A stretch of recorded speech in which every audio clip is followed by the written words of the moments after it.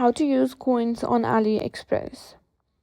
In today's video, we're going to show you how to use AliExpress coins to save money on your next purchase. If you've been shopping on AliExpress, you might have earned some coins, but maybe you're unsure how to use them. Well, we're here to help. First things first, to see how many coins you have, open the AliExpress app on your phone. Tap on your profile icon in the bottom right corner to access your account. After that, look for the coin section in your profile. Tap on it and you'll be able to see your current coin balance. Now, let's see how to use your coin balance while making a purchase. Start by adding the items to your cart.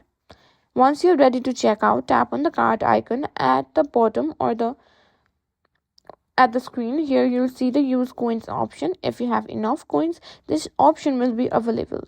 Tap on the use coins button and a slider will appear that allows you to choose how many coins you want to apply to your purchase. Once you've selected the coins you want to use, the discount will be applied to your total order price. And that's it. That's how you simply use Ali coins on AliExpress.